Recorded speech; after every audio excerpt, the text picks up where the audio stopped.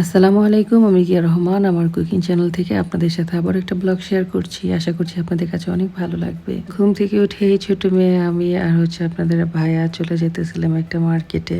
একটা গিফট কেনার উদ্দেশ্যে আর কি বের হয়েছিলাম। আপনাদের ভাইয়ার পুরনো কলিগের বাসায় ছিল আমাদের দাওয়াত, তো সেখানে যাওয়ার উদ্দেশ্যে একটা গিফট কিনবো আর কি। এদিকে ছোট মেয়ে তিরিং বিরিং শুরু করে দিচ্ছে, এখানে যাইতেছে সেখানে যাইতেছে। ঘর থেকে বের হলেই তার তিরিং বিরিং শুরু হয়ে যায়। আর এইদিকে আপনাদের ভাই একটা ফুল ছিঁড়ে আমার মেয়ের হাতে দিল, সেটা আবার সে আমার হাতে দিয়ে গেল। এই ফুল পেয়ে তো আসলে খুশিতে আত্মহারা। যে পুরুষরা আসলে মহিলা মানুষদের খুশি করতে পারে না, তাদের মতো আসলে বোকা মানুষ মনে হয় এই দুনিয়াতে একটাও নাই। সকালের মিষ্টি রোদে একেবারে পানির উপরে মাছগুলো ভাসতেছিল। আমরা কিছুক্ষণ দাঁড়িয়ে দাঁড়িয়ে দেখলাম মাছগুলাকে। আর এইদিকে আমার ফুলটা নেওয়ার জন্য সে একেবারে অস্থির হয়ে গেছে। আমাকে ফুলটা দিয়ে দাও, আমাকে ফুলটা দিয়ে দাও। প্রথমে আর কি বলতেছে না থাক আমি নিব না, তোমার ফুল তুমি নাও। পরে নিয়ে আসলে এমন জোরে একটা দৌড় দিল কি আর বলবো। আর ওইদিকে আমার মনে হইতেছে আপনাদের ভাইয়া বাস মিস করে ফেলবে, একেবারে তাড়াহুড়া করে দৌড়াই যাইতেছে। যদি আসলে এখানে যাইতে আমাদের বাসের প্রয়োজন নাই, একেবারে বাসার সাথে আসলে এই মার্কেটটা ছিল।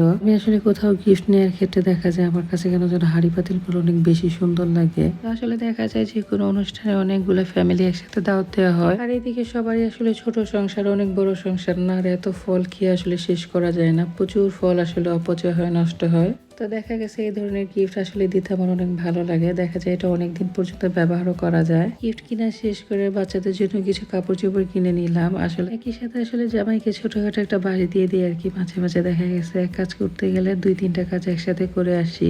একেবারে নাস্তা না করে যেহেতু আসলে সকালে বের হয়ে গেছিলাম, আর সকালে তো দেখা গেছে একটু কফি হলে আমার অনেক ভালো লাগে। ইদানিং দেখা যাইতেছে আমার ছোট মেয়েটাও আমার সাথে প্রচুর কফি খাইতে চায়। তো যেখানে আসলে যায় ওকে নিয়ে গেলে সে আগে বলে যে আমিও কফি খাবো, আমি আম্মুর মতো কফি খাইতে চাই। মানে এই না যে আমার বড় 2 মেয়ে আসলে কফি খেতে চায় না, তারাও আসলে খায় ক্ষেত্র বিশেষ, কিন্তু আসলে আমার মতো না। আমি যেমন আসলে রেগুলারই দেখা যায় 1 কাপ কফি অথবা চা খাই। আর এদিকে আমার ছোট মেয়েও দেখা যাইতেছে ইদানিং আমার মতোই হয়ে যেতেছে। এখানে লেগের পাড়ায় এসে আবারও কিছুক্ষণ দাঁড়াইলাম। আসলে এত পরিমাণে মাছ ছিল আজকে। আর এইদিকে আমার আম্মা জানতো বাসায় যাইতে চেতেছে না, তার কাছে নাকি অনেক সুন্দর লাগতেছে। তো অনেকক্ষণ পর্যন্ত আসলে দাঁড়াইছিলাম। তারপরে বিয়ে বললো যে এখন চলে যায় বাসায়। তারপরে এই তো চলে আসলাম বাসায়।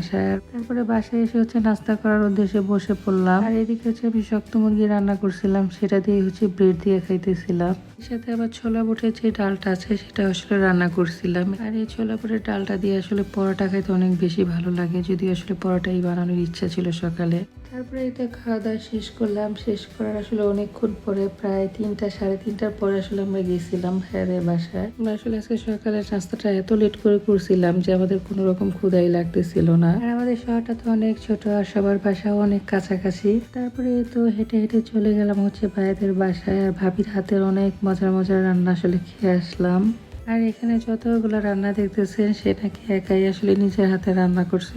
সবগুলো রান্নাই আসলে অনেক মজা ছিল, তবে এই চিকেন রোস্টটা ছিল সবচেয়ে বেস্ট। আর মজার বিষয় খাওয়া দাওয়ার প্রায় শেষ পর্যায়ে এসে আসলে আমার মনে হয়েছে একটু ভিডিও করে নিয়ে যায়। তারপরে এক ভাবিকে দিয়ে আসলে এই ভিডিওটুকু করাই। তারপর আসার সময় ভাই আর মেয়েকেও একটু ভিডিও করে নিয়ে আসি। যাই হোক, ছোট একটা মেমোরি আসলে রয়ে গেল ওদের সাথে। যাই হোক, সবার সাথে আসলে অনেকদিন পরে দেখা হয়ে ভালো লাগতেছিল। অনেকদিন পরে আসলে সবাইকে দেখলাম, তার সাথে আসলে সবাই অনেক ভালো আছে দেখে অনেক ভালো লাগলো। ভালো থাকাটাই মানুষের জীবনের একটা গুরুত্বপূর্ণ অংশ বলতে পারেন। এই তো তারপরে চলে আসলাম বাসায় এসে এখানে কিছু লাউ পাতা কেটে নিলাম। এগুলো ভাবির জন্য নিয়ে যাবো আর কি। তার বাচ্চার জন্য আবার একটা ড্রেসও কিনে নিয়ে আসছিলাম, সেটাও আসলে তাকে দিব। সবকিছু মিলিয়ে আজকের দিনটা আলহামদুলিল্লাহ অনেক সুন্দর ছিল। আমাদের জন্য দোয়া করবেন, আমার পরিবারের জন্য দোয়া করবেন। সবাই অনেক ভালো থাকবেন। আজকের মতো এই পর্যন্তই। আসসালামু আলাইকুম।